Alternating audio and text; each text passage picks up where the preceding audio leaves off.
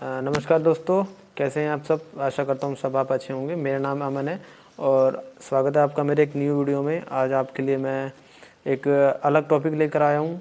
आज हम बात करेंगे सीकेडी पेशेंट के लिए, kidney failure patient, chronic kidney disease.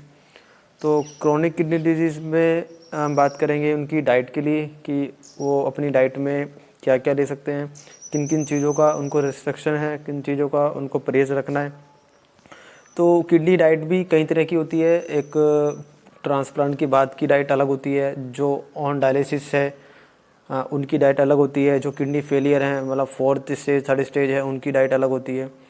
तो हम 4 ग्रुप में इस तरह डाइट को 4 फूड कंपोनेंट में बांट सकते हैं। ये बेसिकली प्रिंसिपल है। तो सबसे पहले protein, carbohydrate, fats and vitamins and minerals. तो ये 4 कंपोनेंट्स हैं। इसमें हम किडनी पेशेंट की जो डाइट है उसको हम एक्सप्लेन करेंगे।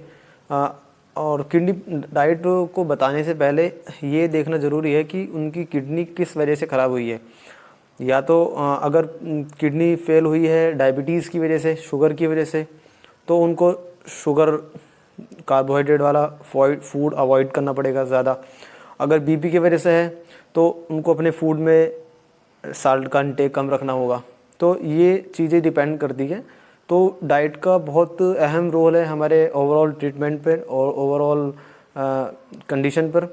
Protein, sodium, potassium, phosphorus, calcium and fluid, ये मेन चीज़ें हैं डायलिसिस पेशेंट के लिए सीकेडी डिजीज़ में।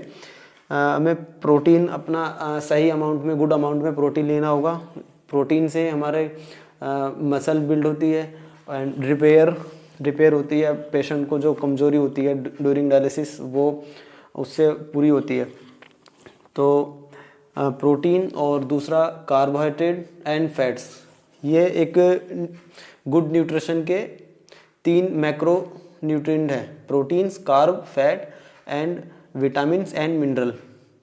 तो प्रोटीन मैंने आपको बता दिया, प्रोटीन, कार्ब और फैट। ये यहाँ पर मैंने लिस्ट है पूरी, ये है, ये फूड आपको नहीं खाने, ये यहाँ से लेके यहाँ तक मैं आपको अभी 1 बाय 1 करके बताऊँगा। ये जो टिक का मैंने निशान लगाया है, ये यहाँ से लेके यहाँ तक, ये फूड आप अपनी डाइट में ऐड कर सकते हैं, ठीक है। और चलो उसके बाद देखते हैं जो चीज़ें हमें अपनी डाइट में अवॉइड करनी है, नहीं खानी है। अगर खानी भी है तो कम से कम और हफ्ते में 1 बार, या अपनी जो qualify dietitian, regional dietitian and nephrologist हैं, आप उनसे एक बार ज़रूर कंसल्ट करें। क्योंकि आप अगर उनको बताओगे कि मैं अपनी डाइट में इस तरह का फूड, ये चीज़ खा रहा हूँ, तो वो आपको सजेस्ट करेंगे कि हाँ आपके लिए ठीक है कि नहीं है। क्योंकि इस तरह से अगर आपको ये सब तरह से ये फूड आपको बताए जा रहे हैं तो एक बेसिक्स नॉलेज के लिए, क्योंकि हर एक पेशेंट का पर्सनलाइज डाइट प्लान अलग होता है और पेशेंट डाइट प्लान फॉलो नहीं करते। उनको जो मन करता है, जैसे मन करता है, पेशेंट अपना फूड खाते हैं। तो कोल्ड ड्रिंक में एडेड शुगर होती है, सोडियम ज़्यादा मात्रा में होता है। तो ये बिल्कुल गलत है, हमें नहीं, पेशेंट को नहीं पीना चाहिए, सीकेडी पेशेंट को। और जो बनाना हाई रिच इन पोटाशियम होता है, केले में और डेयरी प्रोडक्ट में दूध, दही, लस्सी, मट्ठा ये आता है। लेकिन इन चीज़ों में, डेयरी प्रोडक्ट में फॉस्फोरस बहुत ज़्यादा मात्रा में होता है और हमें फॉस्फोरस का भी बहुत ज़्यादा ध्यान रखना है कि फॉस्फोरस भी हमारी डेली नीड्स में ज़्यादा ना आए, लेकिन कम से कम लिमिट में फॉस्फोरस का भी इस्तेमाल करना है। दूध, दही, लस्सी और मट्ठे में, डेयरी प्रोडक्ट में फास्फोरस ज़्यादा होगा। उसके बाद ऑरेंज आपको ये नहीं खाना है। आलू, शकरकंद, tomato, whole wheat, brown rice. आप ब्राउन राइस ना खाए तो बेटर है इसमें। Pickle, package food, green leafy vegetable, dates, chips, खुबानी और रेड मीट।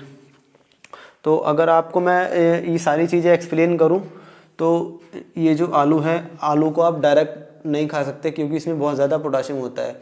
अगर आप किसी सब्जी के साथ मिक्स करके खा रहे हैं, यानी बीन्स में आप मिक्स करके खा रहे हैं, और स्वीट पोटैटो में भी ज़्यादा पोटाशियम ज़्यादा मात्रा में होता है एंड फॉस्फोरस भी इसमें होता है, तो आप ये भी नहीं खाना है आपको।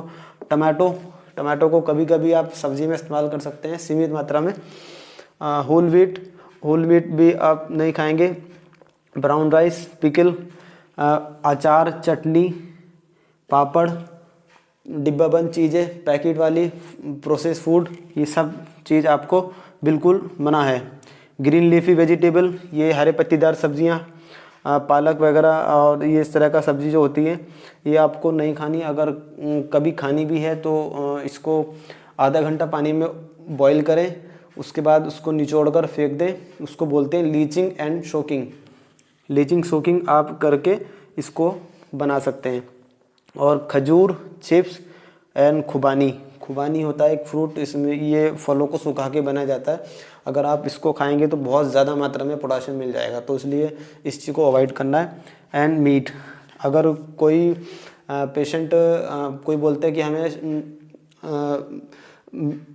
नॉनवेज खाना ही खाना है, तो आप सीमित मात्रा में खाएं, हफ्ते में एक बार आप खा सकते हैं मीट को। और उसके बाद मैं बात करता हूँ फैट के ऊपर कि पेशेंट को फैट लेना चाहिए कि नहीं। जितना उसका वज़न है आप उसके कम से कम 30% कैलोरीज फैट से आनी चाहिए। फैट्स में घी, तेल, ऑयल, ठीक ठाक मात्रा में ऑयल का इस्तेमाल कर सकता है। बस ये है कि ऐसा नहीं कि आप एक कटोरी दाल खा रहे हैं तो उसमें आप 2-3 चम्मच उसमें आप घी डाल के खा रहे हैं, ऐसा नहीं है। आप रोटी लें, रोटी में थोड़ा सा घी लगाकर ऐसे खा सकते हैं, या तड़के के रूप में आप इस्तेमाल कर सकते हैं। नारियल का तेल, मूंगफली का तेल एंड सनफ्लावर, ये इस तरह का तेल आप इस्तेमाल कर सकते हैं, क्योंकि तेल में एक अच्छी कैलोरीज होती हैं, इस वजह से तेल को ठीक से इस्तेमाल करना चाहिए। और आपको मसाले भी आप इस्तेमाल कर सकते हैं। गार्लिक हो गया, हल्की हल्दी भी इस्तेमाल कर सकते हैं, और लहसुन काफ़ी अच्छा होता है। तो मैं अब बात करूँगा कि जिन चीज़ों का आप इस्तेमाल कर सकते हैं, ये है गार्लिक, पत्ता गोभी की सब्ज़ी बहुत अच्छी होती है, आप इसको इस्तेमाल कर सकते हैं। ये कैप्सिकम और ओनियन, फूल गोभी, मूली, शलगम, ये फ्रूट्स में आ गया पाइनएप्पल, एप्पल, नाशपाती, अमरूद, सोया, रोटी, वाइट राइस मैंने बताया था, ब्राउन राइस की जगह आप वाइट राइस ले सकते हैं।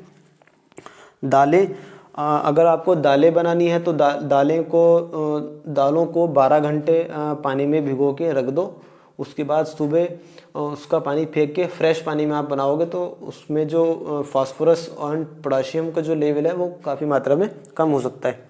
और ओटमील एंड दलिया, तो ये सब चीज़ें आप इजीली आप अपनी डाइट में इस्तेमाल कर सकते हैं।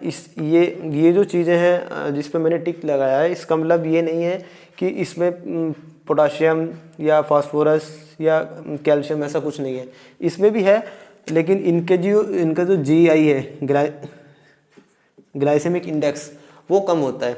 ये जो इनका जो ग्लाइसेमिक इंडेक्स है, इनका ग्लाइसेमिक इंडेक्स ज़्यादा है, तो इसलिए इनमें ज़्यादा कैलोरीज होंगी और ज़्यादा जो कंपोनेंट्स हमें नहीं खाने जैसे ये, तो वो इन चीज़ों में ज़्यादा होता है और इसमें कम होता है, तो हमें इन चीज़ का ध्यान रखना है। और फ्लूड इनटेक CKD पेशेंट को ऑलरेडी काफ़ी कम मात्रा में करना होता है।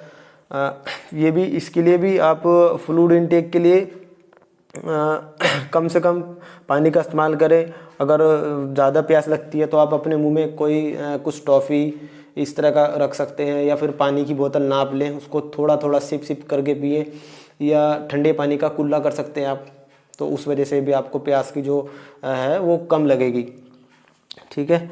और अगर प्लांट मैं एक बात बताना भूल गया आपको, प्लांट प्रोटीन पर भी आपको ध्यान देना चाहिए। जैसे ये meat, non veg protein and veg protein.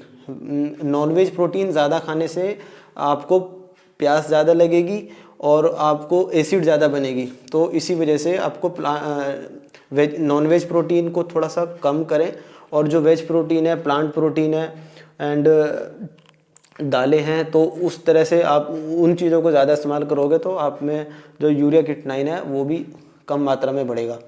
तो इसमें ये मैंने नहीं लिखा, एक